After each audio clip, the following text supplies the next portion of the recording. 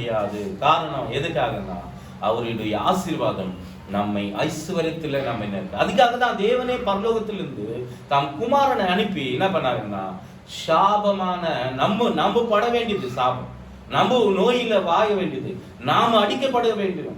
ஏன்னா அந்த காலத்துல நம்ம பார்க்கும்போது ஒரு ஆட்டுக்குட்டியானவர் எடுத்து என்ன பண்ணணும், நம்ம பயற்படலாம் பார்க்கும்போது ஒரு ஆட்டுக்குட்டி ஒரு மனுஷனுக்கு ஒரு ஆட்டுக்குட்டி தெரிஞ்சுக்கணும், வீட்டு குடும்பத்துக்கு ஒரு ஆடு முடியுமா? இப்போ பாத்தீங்களா, யோசனை பண்ணீங்களா? ஒரு வீட்டுக்கு என்ன பண்ணோம், ஒரு ஆடோ எடுத்துக்கின்னு என்ன பண்ணோம், பலி செலுத்தி அந்த ரத்தத்தை எடுத்து எங்க பூசணும், வாஸ்பீடியில் பூசணுமானா. அப்போ அங்க சங்கார தூதன் வரும்போது என்ன பண்ணுவாங்க, அந்த ரத்தத்தை பார்த்து என்ன பண்ண மாட்டான், அந்த வீட்டை விட்டு கடந்து போயிடுவான். ஆனா இங்க பார்க்கும்போது நாம் ஆண்டவராக இயேசு, அதுதான் உலகத்தின் பாவங்களை சுமந்து போன தேவாட்டுக்குட்டியானவரே என்றுதான் நமக்கு அங்க சொல்லப்படுது. இந்த உலகத்தில் இருக்கிற எல்லா பாவத்துக்காக நாம் ஆண்டவராக இயேசு கிறிஸ்து ஒரே வாட்டி ஒரே கிருபாதாயம் பலியாக அவர் என்ன பண்ணாருங்க, உனக்காக எனக்காக வருகிற சன்னதிக்காக இன்னும் எத்தனை காலங்கள் வரப்போறாங்கன்னு அவர் டிசைட் பண்ணி என்ன பண்ணிருக்கிறாரு, ஒரே வாட்டி சிலுவையில் என்ன பண்றாங்க, தாம் ஜீவனை கொடுத்தார். எதுக்காக ஜீவன் கொடுத்தாருன்னா உன்னை மீட்க என்ன மீட்க. அது மட்டும் இல்ல, நீ இப்படியாப்பட்ட ஆட்டுகள்லாம் இப்ப நீங்க கணக்கு பாட்டுங்க, ஒரு கேஜி எவ்வளோ அங்க மட்டனை வாங்குறோமா, வாங்குறோம், பணம் தான் வாங்குறோம். பணம் இல்லாதவங்க யோசிப்பாங்க, 4 கேஜி வாங்கிட்டா 100 கிராம் வாங்கிட்டா 50 கிராம். ஆனா கடவுளுடைய ஆசீர்வாதம் இருந்தா 1 கேஜி இல்லைங்க, ஒரு ஆடே வாங்க கூட நம்மளால முடியும். காரணம் அவருடைய ஆசீர்வாதம் நம்ம என்ன பண்ணுங்க, அதிகரிக்கிறது. அவர் ஆசீர்வதித்தா அளவில்லாதது நம்ம வாசிக்க முடியும். பாருங்க, கர்த்தரால் ஆசீர்வதிக்க 128 சங்கீதத்திலே பாருங்க, ஆசீர்வதிக்கப்பட்டீங்க நீங்க என்ன பண்ணுங்க, உள்ளே வாருங்க. நான் ஒரு வார்த்தைக்கு பாருங்க, வாசிங்க 128 எதுனா வாசம் பாருங்க.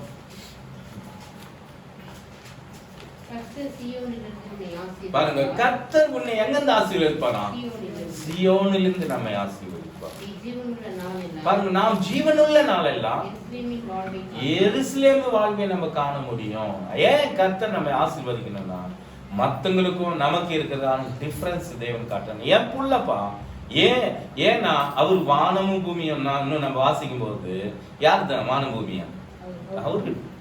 அப்ப அவர் பிள்ளைகளா நம்ம இருக்கும் போது நம்ம என்ன பண்றாங்கன்னா, வளர்க்காம தலாக்குறார், கீழே இல்லாம மேலா வைக்கிறார்.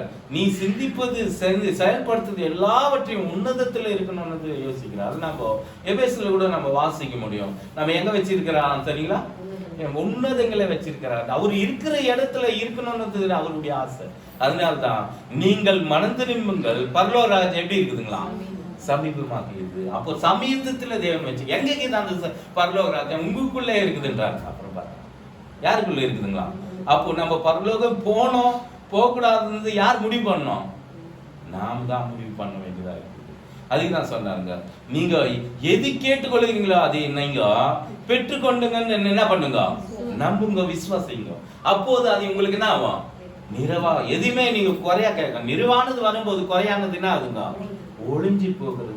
காரணம் தேவ பரிசுத்த ஆவியானவர் அதே நேரத்துல அவர் நம்ம மேல வரும்போது நமக்கு இருக்கிறதான தரித்திரம், நமக்கு இருக்கிற வியாதி, கஷ்டம், பாதை எது நம்ம சொல்றோமோ அதே வருது. ஒரு நம்ம யோபு சொல்லுவாருங்க ஒரு வார்த்தை, என்ன வார்த்தை சொல்லுவாரு சொல்லுங்க, நான் நினைச்சது எனக்கு என்ன ஆச்சுங்க, ஏறிட்டது. அப்போ பயந்த காரியம் பாருங்க, பயந்த காரியம் எப்பவுமே பயப்படுறது காரியமும் எனக்கு நடக்குது அப்படின்னு அவர் சொல்றாங்க. அப்போ ஒரு சிலர் சொல்லுவாங்க, ஒரு சிலர் ரொம்ப அதிகமா சிரிப்பாங்க, இல்ல நீங்க ரொம்ப பேசிடுவாங்க. அவங்க என்ன சொல்லுவாங்க, நான் நீங்கெல்லாம் சிரிச்சிட்டேன் அதனால எனக்கு என்ன வந்துடும், கஷ்டம் வந்துடும் நினைப்பாங்க. காரணம் சிரிக்கிறதுனால கஷ்டம் இல்லை, நீ மனசுல நினைக்கிறதுனால உனக்கு கஷ்டம் வருமே காணி வேற எதனால வராது. ஏன் தேவன் இன்னும் பார்த்தோம்னா யோபு 8 கடைசி வசனத்தை வாசிக்க பாருங்க. இதுல உன்னை நான் எப்படி சிரிப்புனாலே உன்னை நான் என்ன சந்தோஷப்படுத்துறேன்னு ஒரு வார்த்தை வச்சு பாருங்க. 8 கடைசி வசனம். உம்மை பகைக்கிறவர்கள் வெட்கத்தால் மூடப்படுவார்கள், துன்மார்க்கருடைய கூடாரம் அழிந்து போகும் என்றார். பாருங்க, துன்மார்க்கருடைய கூடாரமோ அழிந்து போகும் என்றார். நகைப்பிலுமா, அதுக்கு மேல வாசிங்க. எத்தனை வசனம்? 21. 8:21. இனி அவர் உம்முடைய வாயை நகைப்பினாலும், பாருங்க, உம்முடைய வாயை நகைப்பினால், உம்முடைய உதடுகளை கம்பீரத்தினால் நிரப்புவான். பாருங்க, சந்தோஷத்தினால் நிரப்புவான். நீ எப்ப சிரிக்க முடியுமா, சிரிக்க முடியும். காரணம் நம் தேவன் எப்ப சிரிக்கணுன்றதுக்காக நம்ம பிள்ளைங்க, நம்ம அவர் பிள்ளைங்க இல்லைங்களா, நம்ம சந்தோஷமா இருக்கணும்னு அவர் ஆசைப்படுறாருங்க. ஏன் வேதனை கொடுத்து தான் மாத்தணுமா? அவர் சொல்றாருங்க, இனத்துக்கு நமக்கு வேதனை. அவர் சொல்றாருங்க, ரொம்ப அவங்க படத்தை எல்லாம் நீங்க பாத்தீங்கன்னா, ஒரு கேன்சர் வியாதியோ இல்லை கட்டி பெட் கேன்சரோ இல்லை கட்டி வேற எந்த ஒரு வியாதியும் முடியாத தருமலை பார்க்கும்போது ரொம்ப கஷ்டப்படுறாங்க நினைச்சுங்க. அப்புறம் போய் கூட நீங்க அவங்களுக்கு என்னதான் பதில் சொல்வீங்க, இல்லை கட்டி அவங்களுக்கு இன்னும் ஆறுதல் சொல்ல முடியும். நாம் தேவன் என்ன பண்றாருன்னா, ஏன் தருமுகனால் நீங்க என்ன நீங்க சுகமானீங்க. அப்ப நம்ம விசுவாசிக்கும் போது அவர் தருமுகள்னால் நாம் குணமடைகிறோம்.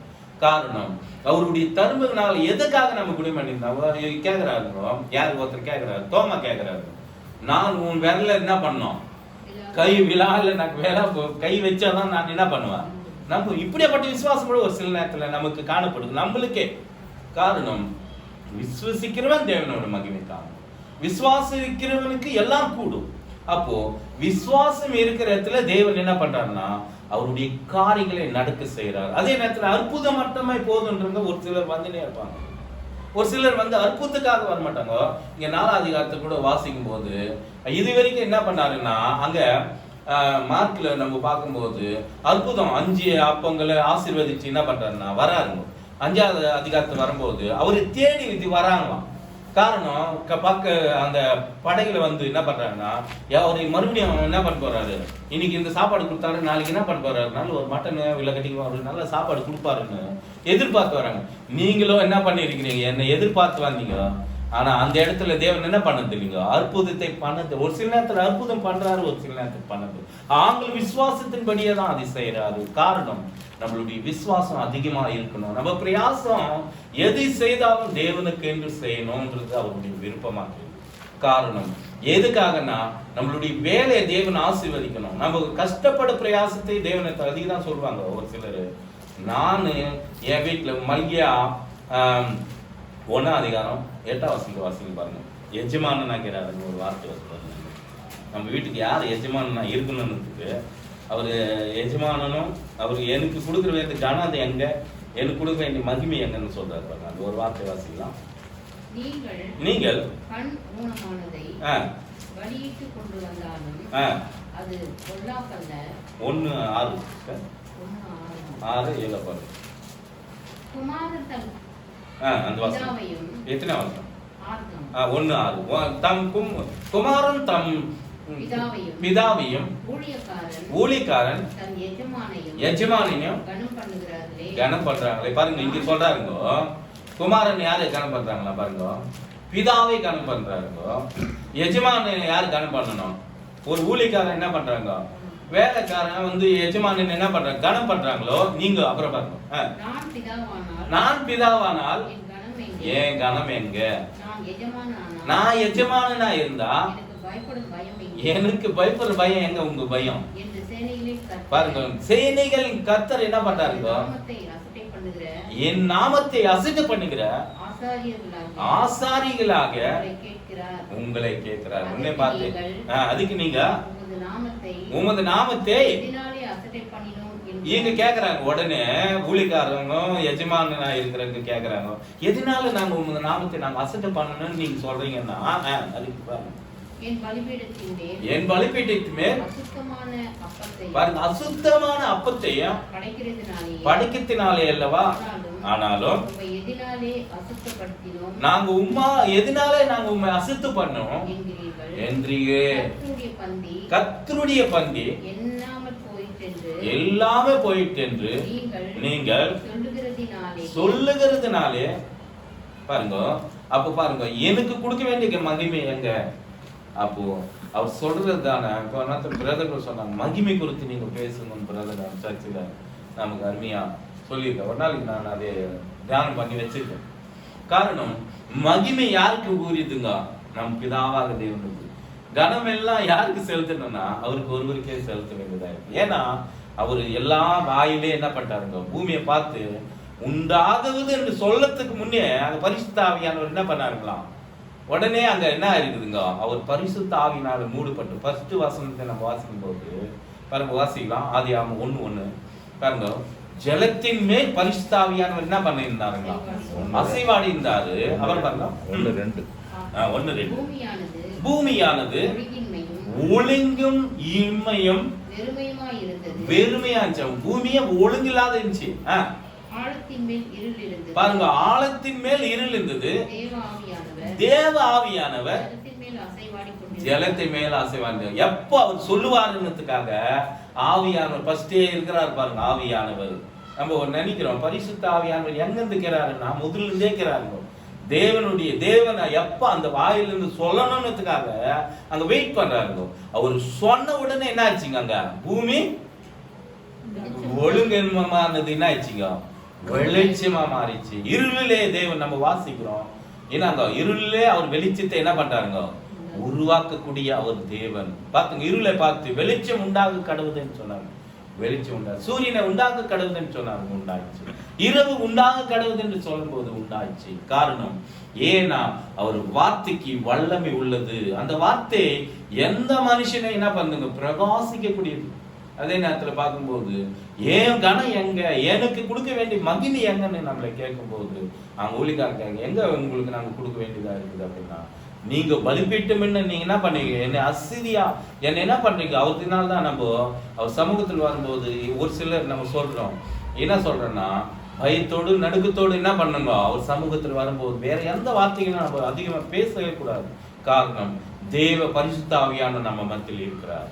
காரணம் 2-3 பேர் அவர் நாமத்தில் கூடுகும் போது தேவன் என்ன பண்றாங்களா? அதுக்குதான் பயத்தோடு நடுக்கத்தோடு அவரை நாம் சேவிக்கணும். காரணம் தேவன் ஒருவரே இருக்கிறார் என்று நம்ம மனசுக்குள்ள இல்லைங்க. அவர் வந்து பாக்குறாருன்னு நினைச்சுக்கோ. நமக்கு தேவன் எப்படி இருக்கிறாருங்க? நமக்கு ஆவியா இருக்கிறார். அவரை தொகுத்து கொள்ளுங்க. ஆவியோட உண்மையோட சத்தியத்தோடு நம்ம என்ன பண்ணோமா? அவரை தொகுத்து. அப்போ தொகுத்து கொள்ளும் போது உங்களுக்கு நான் சமீபமா இருக்கிறேன். அப்ப நீ என்ன வேண்டிக்கிறியோ, நீ என்ன கேட்க போறன்னு அவருக்கு தெரியும். ஆனாலும் கூட அவரு சமீபமா இருக்கிறாருன்னு உனக்கு புரிஞ்சிச்சுன்னா நீ என்ன பண்ண மாட்டா? வேற பேச்சுங்களே பேச மாட்டா. நம்ம வாசிக்கிறோம் இல்லைங்களா? பிரசங்கி 5:1-2 வாசிக்கும் போது நீ தேவாலயத்துக்கு போகும்போது என்ன பண்ணணுமா? முன்னாடியே காத்துக்கணும். உன் வாய் என்ன பண்ணும்? பேசாம இருக்கணும்னு சொல்லு. அப்போ நம்மளுடைய கையின் பிரயாசத்தை தேவன் ஆசீர்வதிக்கணும்னா அவர் கையில நம்ம கொடுக்கணும். அவர் கையில் கொடுத்ததெல்லாம் ஆசீர்வதிச்சாங்க. 2 மீன் கொடுத்தாங்க, 5 அப்பம் கொடுத்தாங்க. எத்தனை பேர் சாப்பிட்டாங்க? ஒரு புருஷர் மட்டும் தான். ஆனா பெண்களும் அந்த இருக்கிறதா அந்த காலத்துல கணக்கு படி பார்த்தோம்னா பிள்ளைகளை மட்டும் கணக்கு போட்டு ஒரு ஆண்களை மட்டும் கணக்கு போட்டு போட்டுருக்காங்க. ஆனா ஆண்களும் அதே நேரத்தில் பெண்களும் பிள்ளைகளால கணக்கு போட்டு 20-30 பேர் மேல தேவன்னு சொல்றாங்க. காரணம் ஏன் தேவன் அந்த மட்டும் கணக்கு போட்டா? இப்போ கணக்கு போகும்போது வீட்டுக்கு 2 பேருன்னா கூட எவ்வளவு பேர் இருக்குங்க? அப்போ அந்த காலத்துல பார்க்கும்போது ஒரு வீட்டுக்கு 6 பேர் 7 பேர் கூட இருந்திருப்பாங்க இல்லைங்களா? நம்ம பார்க்கும்போது நம்ம அப்பா அதுக்கு முன்ன தாத்தா ஆயா காலத்துல பார்க்கும்போது வீட்டுல எவ்வளவு பேர் இருப்பாங்க? கூட்டு குடும்பம் 10 பேர் 8 பேர் 15 பேர் 20 பேர். பைபிள் படி பார்க்கும்போது 80 பேர் 100 பேர் கூட இருக்கிறது கூட நம்ம பார்க்க முடியும். காரணம் தேவன் என்ன பண்ணியிருக்கிறார்னா எது அவர் கையில் கொடுத்தாலும் அவர் ஆசீர்வதிக்கிற தேவனா இருக்கிறார். உன் வாழ்க்கையை கொடுக்கணும்னு தான் ஒரு ஆசீர்வாதம். ஏன் அப்படின்னு பார்த்தோம்னா பூமிக்கு நீங்க என்ன பண்ணாதீங்க?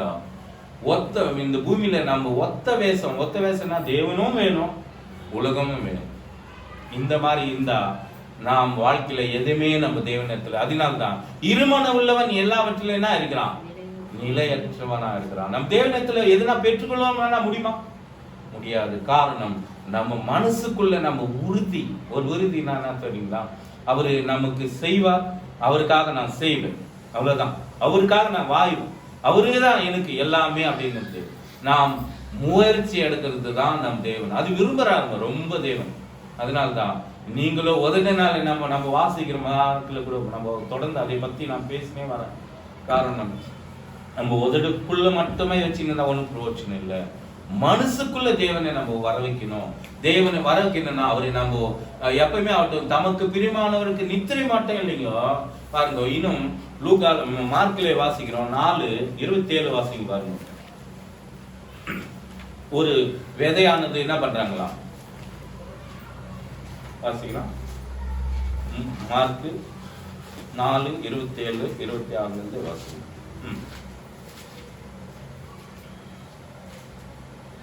அநேக வைத்தியர்களால் அநேக வைத்தியனால் மிகவும் வருத்தப்பட்டு வருத்தப்பட்டு மார்க் 4. மார்க் சிஸ்டர் இரவில் அது அந்த வசனம். இரவில் தூங்கி பகலில் பகலில் விழித்திருந்த விழித்திருந்த அவனுக்கு தெரியாத விதமாய் ஆ, விதை முளைத்து விதை முளைத்து பயிராகிறதுக்கு ஒப்பாயிருக்கிறது. பாருங்க பாருங்க, காலையில இருந்து சாயந்தரம் வரைக்கும் பிரயாசப்படுறான் ஒரு விவசாயி. நானே மெய்யான நானே என்ன சொல்றாங்க 15 நம்ம யோவான் 15 பார்க்க போகுது. நானே மெய்யான திராட்சை செடி திராட்சை செடின்றாருங்க. அவர் மேல நீங்க எல்லாம் யாருங்க? கொடிகள். கொடிங்கன்றாருங்க. என்னில் நிலைத்திருந்தா நீங்க என்ன பண்ணுவீங்க? மிகுந்த கனி கொடுப்பேன்றாங்க. இங்க ஒரு வார்த்தை சொல்றாருங்க. ஒரு எஜமானன் என்ன பண்றாங்களாம், காலையில இருந்து விவசாயி, ஒரு விவசாயி என்ன பண்றான்னா தன் பயிருக்காக என்ன பண்றாங்க, ரொம்ப கஷ்டப்படுறான்.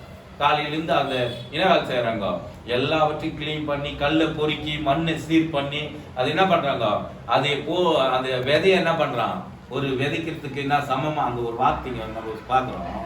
கஷ்டப்படுறான், ரொம்ப கஷ்டப்பட்டு போயிட்டு ராத்திரில என்ன பண்றாங்க, தூங்குறான். அப்போ தூங்கும் போது இன்னொரு வாட்டி வாசிமா அது. அப்புறம் இரவில் தூங்கி பகலில் விழித்திருக்க பாருங்க, இரவில் தூங்கும் போதே அவனுக்கு என்ன நடக்குதுன்னா அந்த பிரயாசத்துக்கு அவன் போட்டான் பாருங்க விதை. அந்த விதைக்கு பலன் எப்ப பார்க்க முடியுங்க, எத்தனை நாள் பார்க்க முடியும் பாத்தீங்களா? எத்தனை நாள் பார்த்துங்க விதை முளைக்குதுங்க? 3 நாள் ஆகுது. எல்லாருக்கும் நல்லா தெரிஞ்சிருக்கு. அப்போ ஒரு சிலது நல்லா வருது, ஒரு சிலது வராம கூட இருக்குது. ஆனாலும் வெயிட் பண்ணணுமே. அப்போ நாம் கூட கர்த்தருடைய ஆசீர்வாதத்துக்கு என்ன பண்ணனா நாம் கூட வெயிட் பண்ண வேண்டியதா இருக்கு. அவன் என்ன பண்றான், இரவில் போய் என்ன பண்றான், தூங்கிடுறான். காலையில அவன் பட்ட பிரயாசத்துக்கு எதனா கவலைப்படுறான்னா அதுதான் இங்க சொல்றாங்க. 127 3வது வசனத்துல பாருங்க, மறுபடியும் வாசிக்கலாம். 127 3வது வசனம். அவன் நீங்கள் அதிகாலையில் எழுந்து பாருங்க, அதிகாலையில் எழுந்து நேரப்பட்ட வேளையில் தரித்து பாருங்க வருத்தத்தின் அப்பத்தை சாப்பிடுறது கூட விருதாகும். காலையில எழுந்து ஒரு சிலர் பார்த்தோம்னா சாப்பிடுறாங்களா? யாருன்னா பாத்துக்கிறீங்களா? காலையில நம்ம டீ குடிக்கிறது கூட சாப்பிடலாம் அப்படின்னு பார்த்தோம்னா ஒரு சில கதைகள் எல்லாம் காலையில நீங்க இந்த பக்கத்துல போனீங்கன்னா பிரியாணியே காலையில தான். சரிங்களா? உங்களுக்கு பிரியாணி எத்தனை மணிக்குள்ள 5 மணி 4 மணிக்கு 3 மணிக்கு ரெடி பண்ணிட்டு எல்லாமே காலியாம். இங்க இங்க ஒரு இங்க ரிலையன்ஸ் பக்கத்துல இருக்குதுங்க. நாங்களுக்கு நம்மளே அட்வர்டைஸ்மெண்ட் பண்ற மாதிரி கொடுக்குது. பரவாயில்ல. ஆனாலும் கூட கர்த்தர் ஏன்னா அந்த ஏன் அது அப்படின்னு பார்த்தோம்னா அதுக்கு மேல போனா அங்க பிரியாணின்னா இருக்காதுங்க, இருக்காது. ரொம்ப பிடிச்சது இப்போ எல்லாத்துக்கும் ஃபேமஸ். எந்த வீட்டுல போனாலும் சாதா சாப்பாடு போட்டா என்னன்றாங்க, என்னப்பா சாப்பாடு, ஒரு பிரியாணி ஒரு சிக்கன் மட்டன் ஃப்ரெஷ் வச்ச கொஞ்சம் என்ன இருக்குதுங்க, மனுஷனுக்கு என்ன ஒரு பலம் வர்ற மாதிரி இருக்குது. ஆனா கொஞ்ச நாள் ஆனா என்ன ஆகுமோ தெரியாது. வர வர பார்த்தோம்னா அது சிக்கன் மேல ரொம்ப பேருக்கு ஒரு சிலர் வானாப்பா அதுன்ற அளவுக்கு ஆயிட்டு. நாட்டுக்கோழி ஒரு அளவுக்கு முன்ன இருந்தது மாதிரி எல்லாமே ஓல்ட் இஸ் கோல்டுன்ற மாதிரி ஏன்னா மாறின்னு வராங்க. ஃப்ரிஷ் அதே நேரத்துல மீன் நல்லா இருக்குது அப்படின்றதுக்கு சொல்ற அளவுக்கு வந்துக்குது. அதே நேரத்துல ஒவ்வொருத்தருக்கும் ஒவ்வொரு ஆசை இருக்குது. மட்டன் நல்லா இருக்கும், ஆனா 800 கூட இருக்குங்க, 1000 கூட கேட்குங்க. என்ன கேட்குங்க, மனுஷனை மிஞ்சது ஒண்ணு இல்லைன்னு நீ வருத்தத்தோடு நீ புசிப்பது என்னங்க விருதம். அப்போ நம் விருதான சாப்பாடு சாப்பிட்டோம்னா எதனா பிரயோஜனமா? காலையிலேருந்து எவ்வளவு கஷ்டப்பட்டு அவங்க புசிக்கிறத பற்றி சொல்லப்படுது. அவங்க கூட ஆதாம் கூட யாவர் கூட என்ன பண்ணாங்கன்னா வருத்தத்தோடு என்ன பண்ணாங்க, புசித்தார்களாம். அவங்க வேர்வை செஞ்சு என்ன பண்ணணும், சாப்பிடணும். தேவன் என்ன பண்ணாருங்கோ, அந்த சாபமானது வந்துச்சு. ஆனா அந்த சாபத்தை நீக்கிற ஆண்டவராக இயேசு கிறிஸ்து வந்து அந்த ஆசீர்வாதம் இது நமக்கு புது போதனையா கூட இருக்கலாம். காரணம் நாம் ஆண்டவராக இயேசு கிறிஸ்து சொன்ன வார்த்தையை தான் நம்ம சொல்ல வேண்டியதாக இருக்குது. காரணம் தேவன் எவ்வளவு வருத்தம் இருந்தாலும் நம்முடைய சாபம் எல்லாம் நீக்கிறதுக்காக ஒரு கிறிஸ்துக்குள்ள வரும்போது அவன் எப்படியாப்பட்டவனாகிறான், புது சிருஷ்டியாகிறான். அப்போ நீ நானும் கூட அவருக்குள்ள நம்ம வரும்போது நம் சிந்தை மாறுது. அது மட்டுமல்ல உள்ளமே மாறுது. இப்ப பாத்தீங்களா நம்ம சந்தோஷத்தினால தேவன் என்ன பண்றாங்க, நம்ம மகிழ்ச்சினால சமாதானத்தினால எப்பவுமே சந்தோஷமா இருக்க முடியுமா? முடியாதுங்களா? ஒருவன் இருக்க முடியும்.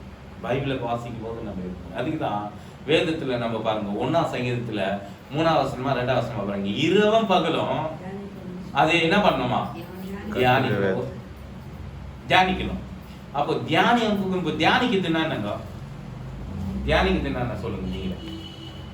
அது சிந்திச்சு பார்த்து இது நீங்க சொல்லிக்கிறீங்களே சிந்தல வந்துடணும். அது மனசுக்குள்ள இருந்தது சிந்தைக்கு போகுது. சிந்தை என்ன ஆகுங்க? நம்மை புதுதான பலத்தை கொண்டு வருது இல்லைங்களா? நம்ம சிந்தை என்ன ஆகுது? ஒரு நம்ம சிந்திக்கிறோம். இங்க சிந்திக்கணும்னு வச்சுக்கோங்க. இந்த கைக்கு வேலை கொடுக்கணும்னா எங்க சிந்திக்கணும்? நம்ம மனசு ஃபர்ஸ்ட் சிந்திக்க சொல்லுது, அப்புறமேல கைக்கு என்ன பண்ணுங்க? வேலை கொடுக்க சொல்லு. நடக்கிறதுக்கு என்ன பண்ணணும்? நம்ம சிந்திக்கணும். அப்ப சிந்திச்சாதான் நம்ம நடக்க முடியும். காரணம், நாம் சிந்தையில தேவனை என்ன பண்ணுங்க?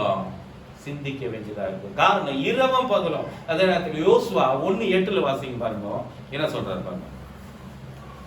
யோசுவா 1:8. அது எங்க பிரியாத, அங்க கூட இதே வார்த்தை தான் சொல்லுங்க. இரவும் பகலும் வந்து பாருங்க. அதே வார்த்தை தான் அங்க அநேக இடத்துல வருது இந்த வார்த்தை. இந்த வார்த்தை பார்க்கலாம். இந்த நியாயப்பிரமாணமான புஸ்தகத்தை எங்க விட்டான் பாருங்க? வாயை விட்டு பிரியாது இருக்கிறதாக. எது விட்டு நம்ம பிரியாதுக்கணுமா பாருங்க? அந்த வசனத்தை சொல்லத்துக்கு நம்ம என்ன பண்ணணுமா?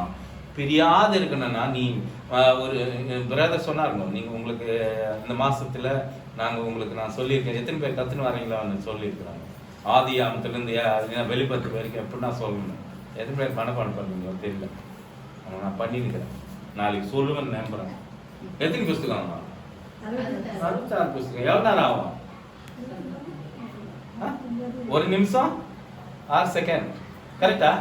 அவ்வளவுதானே ஆகுங்க? எவ்வளவு 66 சொல்லணும். எவ்வளவு? 1 நிமிஷம் 6 செகண்ட் சொல்ல முடியும் நம்மளால. ஏன்னா நாம் அதுல பிரியமா இருக்கணும். அவர் கத்து கொடுக்கிறாருங்க. பரிசுத்த ஆவியானவர் நம்ம மத்தியில் வரும்போது நாம் புது பலன் அடைய அவர் என்ன பண்றாருங்கோ? நமக்கு புதுதான உற்சாகத்தை தராரு. இது வரைக்கும் நம்ம சிந்திச்சிருக்கிறோமா? நானே சிந்திக்கல. ஆனா சிந்திக்க வச்சாருங்கன்னா காரணம், தேவன் அவரோடு கூட என்ன பண்ணிருக்கிறாருங்க?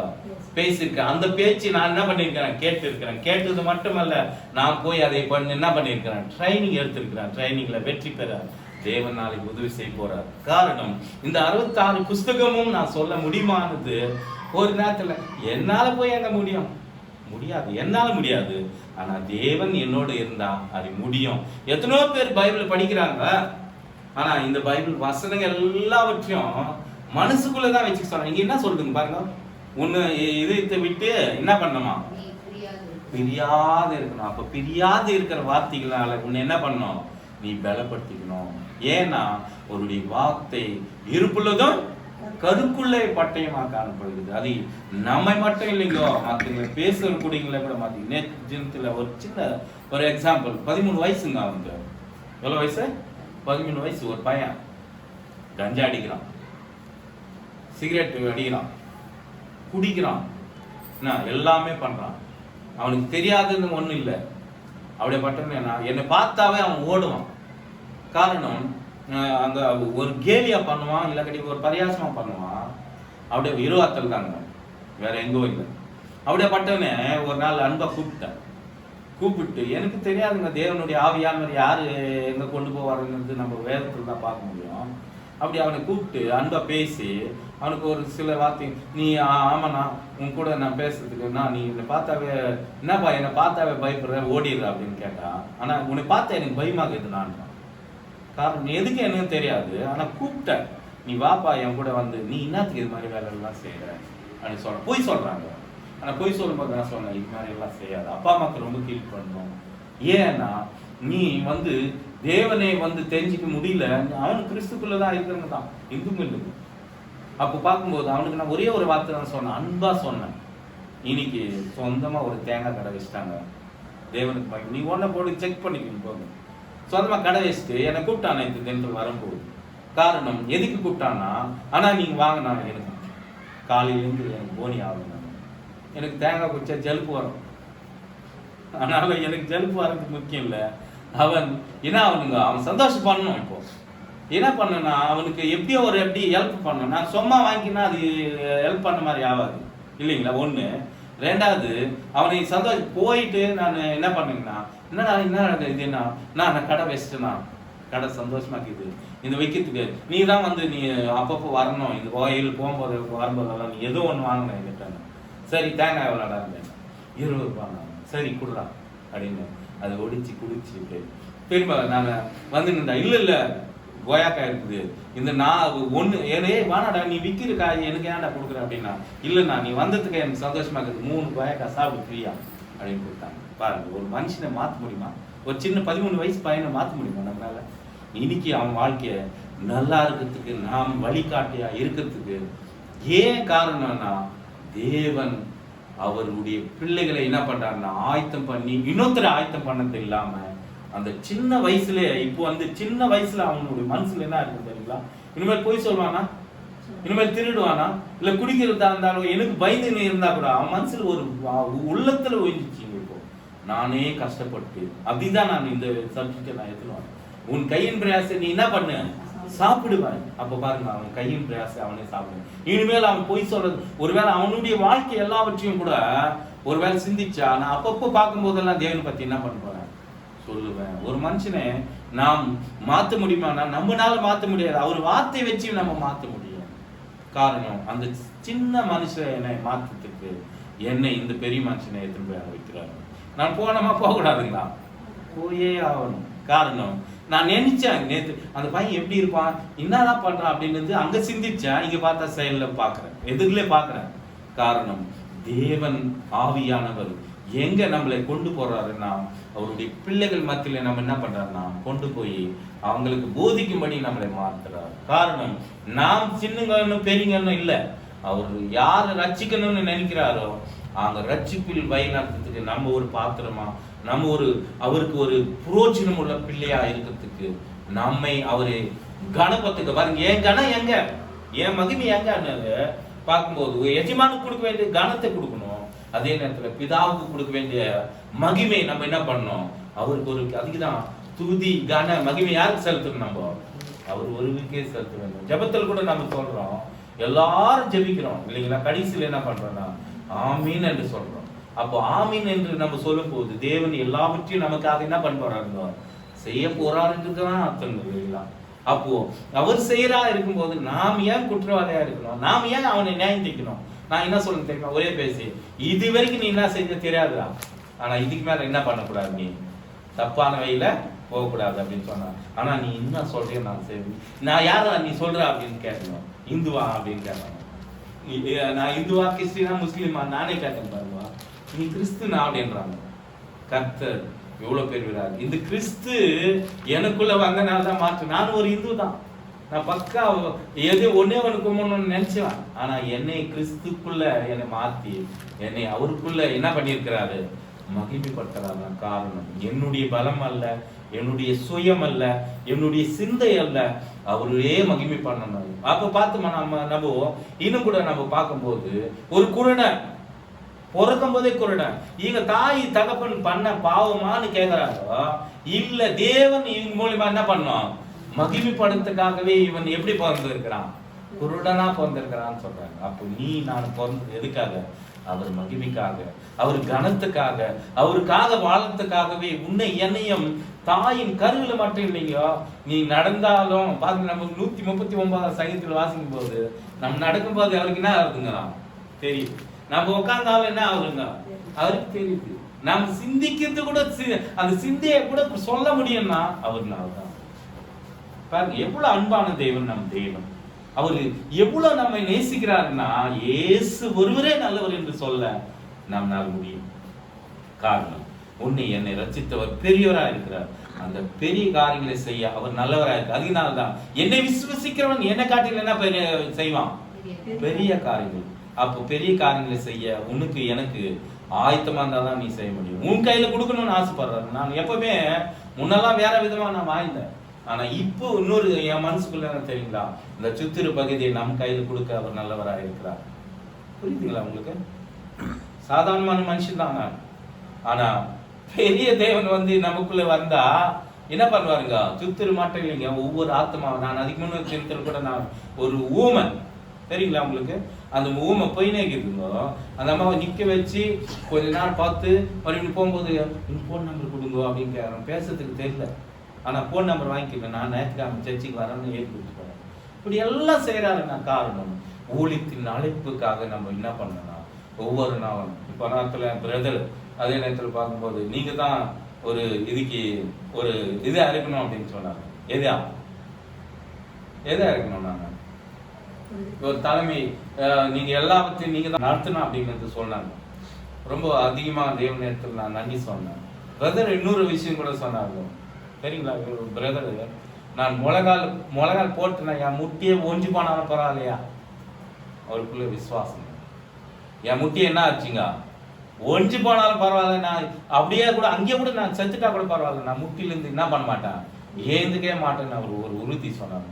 அவரை பார்த்து எனக்கு முட்டி போடுறதுக்கு தோணிச்சு. காரணம் என்னங்க? அவருடைய விசுவாசம் அங்க என்ன ஆயிடுச்சுங்க? எனக்குள்ள வந்துச்சு. காரணம், நம்ம விசுவசிக்கிற தேவன் பெரியவரா காணப்படுறோம். இன்னைக்கு நம்ம உலகம் போடுறேங்க, எனக்குள்ள முட்டி நோவு இருக்குது. காரணம், முட்டி நோவு இல்லைங்க பெருசு. யாரெல்லாம் தேவனுக்குள்ள நம்ம அவர் பெரியவர் என்று நம்ம முழங்கால் போடணும். ஏன்னா வானத்திலும் பூமியிலும் சகல அதிகாரம் அவருக்கு ஒருவருக்கே கொடுக்கப்பட்டு இருக்குது. எல்லாரும் முழங்கால் படிட்டு அவர் நாமத்தை தொகுது கொள்ள சர்வ வல்லமுள்ள தேவன் அவருக்கு ஒருவருக்கே கனமும் மகிமையும் செலுத்துறதுக்கு சர்வ அதிகாரம் அவருக்கு கொடுக்கப்பட்டனால் நாம் எல்லாரும் கூட முழங்கால் பண்றோம். நான் கூட நான் சிந்திப்பேன். என்ன சிந்திப்பேன் தெரியுங்களா? நான் எப்பவுமே கொஞ்ச நாள் இப்படி நான் காலில் மொட்டை போடுவேன், இல்லாட்டி இப்படி உக்காந்துக்குவேன், இல்லாட்டி உக்காந்துனே கூட ப்ரேயர் பண்ண நாள் அநேக நாள் உண்டு. ஆனா பிரதரை கண்டு நான் என்ன ஒரு முடிவு எடுத்துட்டோம். என்ன முடிவு? பிரதருக்கு சந்தோஷமா இருக்கலாம். காரணம் என்னத்துக்கு நான் இது சொல்றேன்னா, ஒரு மனுஷனை கொண்டு இன்னொரு மனுஷனுக்கு ஒரு சந்திப்பு உண்டாக்கும் போது வாழ்க்கையே மாறுது. என் வாழ்க்கையில மாத்தின தேவன் உன் வாழ்க்கை கூட நீங்க இது வரைக்கும் நீங்க எப்படி வாழ்ந்தீங்களோ தெரியாது. ஆனா இன்னைக்கு தினத்துல உங்க வாழ்க்கையில, அதனாலதான் நான் போன வருஷத்துல நம்ம எடுத்த ஒரு முடிவு, மனசுக்குள்ள எடுக்கிறதான முடிவு, நாம் உறுதியா இருக்கணும். அந்த உறுதியிலிருந்து நம்ம என்ன பண்ணக்கூடாது, பின்னிட்டு என் வாழ்க்கையே என்ன ஆகுதுன்னா கிறிஸ்து தான், இல்லைங்களா? அதுக்குதான் அப்போ பவுல் சொல்லுவாங்க, எனக்கு வாழ்வோ சாவோ என்ன, என் கிறிஸ்துவின் அன்பு விட்டு நான் என்ன பண்ண மாட்டேன், பிரிக்க முடியாது. அப்ப பாருங்க, அவர் அன்பு பெருசுன்னு நீ தெரிஞ்சிட்டீங்கன்னா வேற எதுவுமே பெருசா இருக்காது.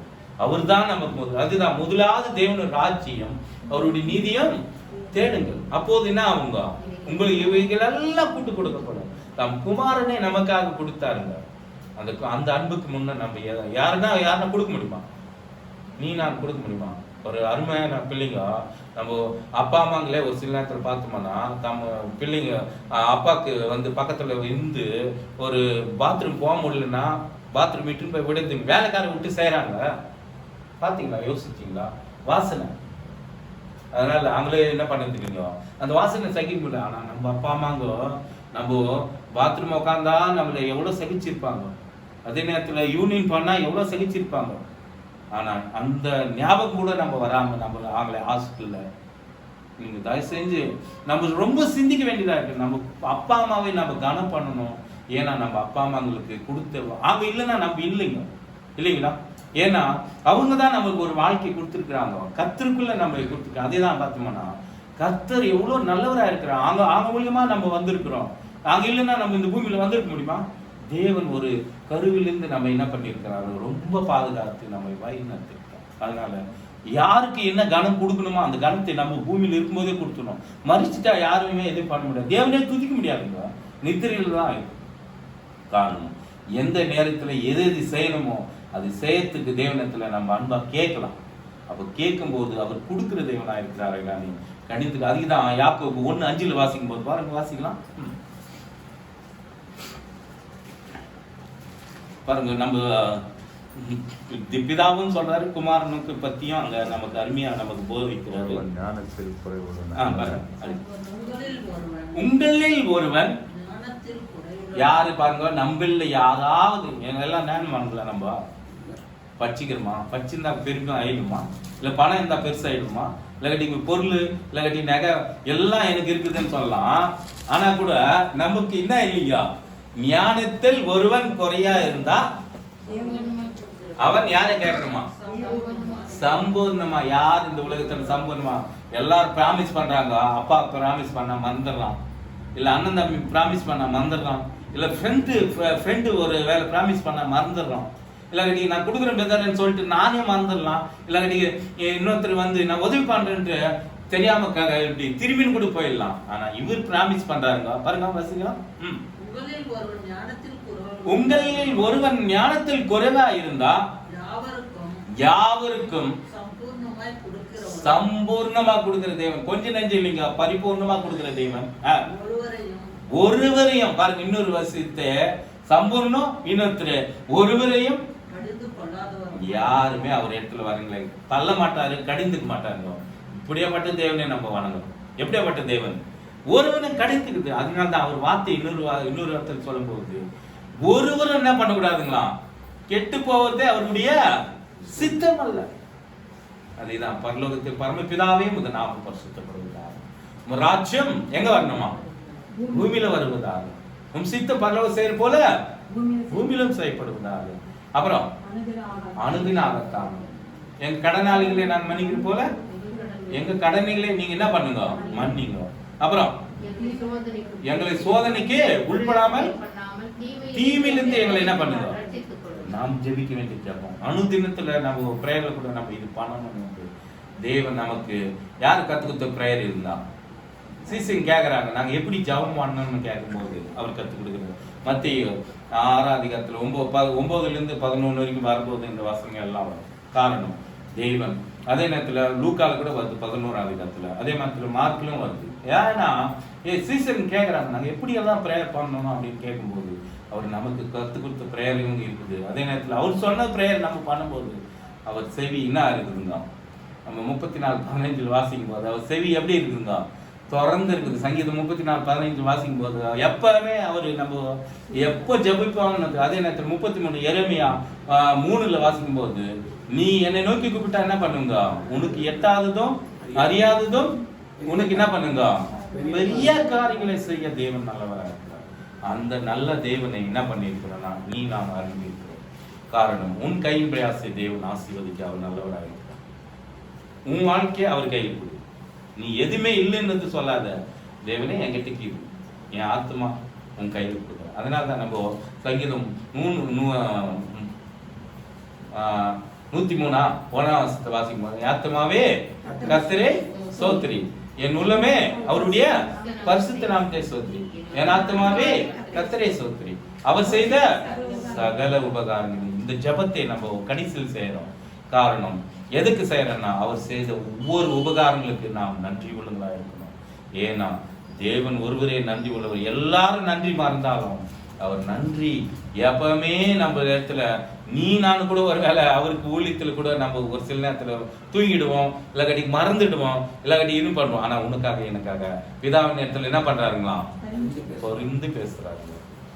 இப்படியாப்பட்டவரை நம்ம விட்டுலாம். அதுக்குதான் கர்த்தரை நான் எக்காலத்தை 16:8 வாசிக்கும் போது சங்கீதத்துல நான் கர்த்தரை எக்காலத்துல எங்க வச்சிருக்கிறான், என் வலது பாசத்துல. அதனால நான் என்ன பண்ணதில்லை, அசிங்கப்படதில்லை. அப்போ நம்ம அசிங்கப்படாதங்களா இருக்கணும்னா அவர் நம்ம மத்தியில மட்டும் இல்ல, நாம் உள்ளத்திலே அவர் வாழக்கூடிய தேவனா இருக்கிறார். அதனால உன் கையின் பிரயாசத்தை, என் கையின் பிரயாசம், நான் செய்த சின்ன வேலை தான் அந்த வேலையை ஆசீர்வதிச்சு. அந்த வேலை நிமித்தம் நான் போட்டுக்கிற ட்ரெஸ்ஸை பார்க்காதீங்க, நான் போட்டு நிற்கிற எதே பார்க்காதீங்க. ஆனா தேவன் இவ்வளவு நல்லவரா இருக்கிறார். நான் செய்யற வேலையை, சின்ன வேலையை நான் எவ்வளவு சம்பாதிக்கணும்னு ஆசைப்படுறேன் தெரியுங்களா? ஃபர்ஸ்ட்ல ஒரு நாளைக்கு 300 ரூபாய் சம்பாதிக்கணும்னு ஆசைப்பட்டேன். அது 3 மடங்கு ஆனா எவ்வளவு சந்தோஷம், 3 மடங்கு 6 மடங்கு ஆகுனா எவ்வளவு சந்தோஷம், 6 மடங்கு 9 மடங்கு ஆகுனா எவ்வளவு சந்தோஷம், அதே அந்த 6 மடங்கு 60 மடங்கு ஆகுனா எவ்வளவு சந்தோஷம். அந்த சந்தோஷத்தை என் வாழ்க்கையில கொடுத்திருக்கிறார். உங்க மத்தியில நான் இது சொல்ல எப்பவுமே நான் வெக்கப்பட மாட்டேன். தேவன் உங்களை ஆசீர்வதிப்பார். என் கையின் பிரயாசம் மட்டும் இல்லைங்க, நீங்க எது செய்தாலும் தேவனே உங்க கையில். அதனால தான் நம்ம சாப்பிடும் போது கூட என்ன பண்ணுங்க, தண்ணி எடுத்தா கூட என்ன பண்ணணுமா, சோத்திரத்தோடு நம்ம சாப்பிடணும். தண்ணி எடுத்துக்கணும் என்ன பண்ணணும், தேவனே சோத்திரை அதை ஆசீர்வதிங்க. உன் கையில் நீங்க சொல்லி இருக்கிறீங்க இதை ஆசீர்வதிங்க. சாப்பிடும் போது நம்ம ஜெபம் பண்றோம். எல்லாத்தையும் எதுக்கு நான் அவருக்கு முதலிடம் கொடுக்கணும், அவருக்கு நம்ம முதலிடம் கொடுக்கணும். அது ரொம்ப விரும்புறாரு. யாருன்னா நீங்க நம்ம அப்பா ஒரு பெரியவரா இருக்கிறாருன்னு வச்சுக்கோ, அவருக்கு நீங்க எப்பவுமே ஆகட்டும் அப்பா தேங்க்ஸ் அப்பா தேங்க்ஸ் அப்பா தேங்க்ஸ் அப்பா சொன்னா அவருக்கு மனசுக்குள்ள என்ன வருங்க, இறக்கம் வருமா? இறக்கம் மட்டும் வராது. இவன் என்ன கேட்கறானோ அவனுக்கு என்ன பண்ணிடணும், கொடுத்துடலாம். நம்ம சான்ஸ் பண்ணிடணும். கலெக்டருக்கு ரொம்ப பிரியமா இருந்தா கலெக்டர் பக்கத்துல இருக்கிறாங்க அநேக பேரு. ஆனா ஒரு பியூனோ இல்லை நீங்க வேற வேலைக்காரங்க இருந்தா அவருக்கு ரொம்ப பிரியமா நீங்க நடந்துருங்க, நீங்க போய் அவரை கேளுங்களாம். நீ என்ன கேட்குற தெரியாம ஏத்து பெண்ணு போ. நம் பரலோக பிதா எப்படியாப்பட்டவராகிறாரு? பரிபூர்ணன், உனக்கு கொடுக்க நல்லவரா இருக்கிறார். நாம அது பெற்றுக்கொள்ள நல்லவங்களா, நம்ம நல்லங்க இல்லையா, ஆனா நல்லங்களா மாத்த அவர் நல்லவரா இருக்கும்போது, அவர் பரிபூர்ணத்தில் இருக்கும்போது நாம் கூட பரிபூர்ணங்களா மாற தேவன் உதவி சார். இந்த வசனங்களை மற்றும் இந்த வார்த்தைகளை பேசும்படி தேவன் கொடுத்த வாய்ப்புக்கு தேவன் நன்றி. எனக்காக என்னுடைய குடும்பத்துக்காக ஜெபம் பண்ணுங்க. நாளை தினத்துல ஆதியாகமத்திலிருந்து கடைசி வரைக்கும் நான் இன்னும் கொஞ்சம் மனப்பாடம் பண்ணணும். புதிய ஏற்பாடு வந்தது, கொஞ்சம் பழைய ஏற்பாடுல கொஞ்சம் எனக்கு நான் பச்சை தெலுங்குன்னு சொல்ற பதில் என்னுடைய அறிவு, என்னுடைய திறமை, என்னுடைய இதெல்லாம் கொஞ்சம் ரொம்ப வீக்கு. நான் சொல்லி வளர்க்கல, ஆனா அவர் சொல்லி என்னை வளர்த்துருக்கிறதுனால அவருக்கு மகிமை கனம் உண்டாகட்டும். எனக்காக ப்ரேயர் பண்ணுங்க. தேவன் பெரிய காரியம் செய்வார். என்னுடைய வேலையிலாகட்டும், என்னுடைய பொறுப்பிலாகட்டும், நான் எப்போ தவறாம அவருக்காக வாழத்துக்கு தேவன் என்னை உதவி செய்வார் என்று உங்க ஜெபத்தில் என்ன சொல்லுங்க, தேவன் அவரை ஆசீர்வதிங்கன்னு மட்டும் சொன்னா போதும், அவர் என்னை உயர்ந்த ஸ்தானத்தில் வைப்பார் என்று சொல்லி என்னுடைய வார்த்தையை முடித்து தேவன் உங்களை ஆசீர்வதிப்பார். ஆமென்.